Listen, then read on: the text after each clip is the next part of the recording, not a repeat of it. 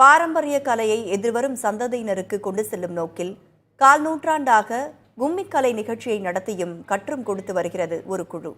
மண்மணம் வீசும் அந்த கலையை பரப்பும் ஊர் எது பார்க்கலாம் இந்த தொகுப்பில். இந்த தொகுப்போடு செய்திகள் நிறைவு பெறுகின்றன. அண்மை செய்திகளுக்காக தொடர்ந்து இணைந்திருங்கள் புதிய தலைமுறையுடன்.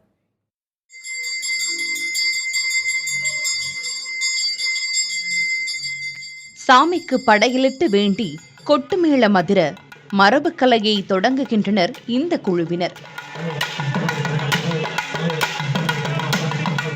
அம்மன் முருகன் புகழ் பாடி துள்ளல் நடனமாடுகின்றனர்.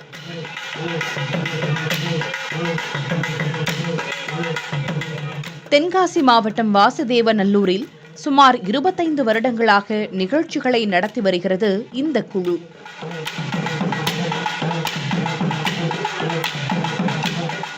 நாற்பதுக்கும் மேற்பட்ட ஆண்கள் இந்த குழுவில் உள்ளனர்.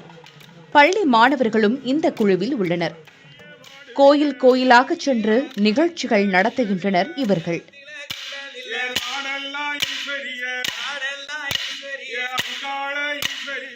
சினிமா துறையில அதிகமாக நிகழ்வுகள் வந்ததுனால இந்த துறை சார்ந்த இந்த கலை சம்பந்தப்பட்டது குறைவாகவே காணப்படுகிறது.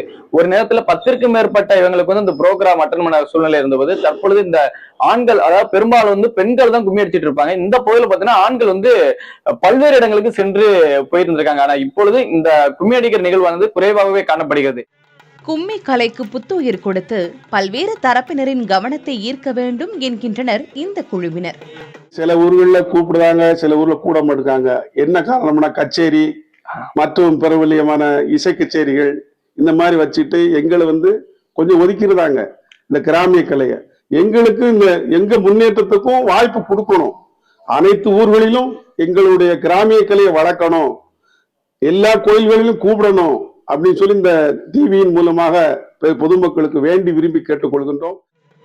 அனைத்து கோயில்களிலும் இந்த கும்மியடி நிகழ்வுக்கு முக்கியத்துவம் அளிக்க வேண்டும் என்றும் அவர்கள் கோரிக்கை விடுக்கின்றனர்.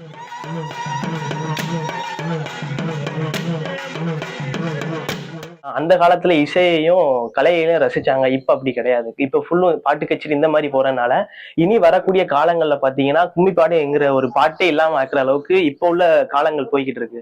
இந்த வளர்ந்து வரக்கூடிய ஒரு கும்மிப்பாடலை எல்லாருமே, எல்லா கலைஞருமே எடுத்து நல்லபடியா சிறப்பா பண்ணணும். நவீன காலத்திற்கு ஏற்ப கலைகளில் எத்தனை மாற்றங்கள் வந்தாலும் மரபு கலைக்கு ஒரு மகத்துவம் இருக்கிறது.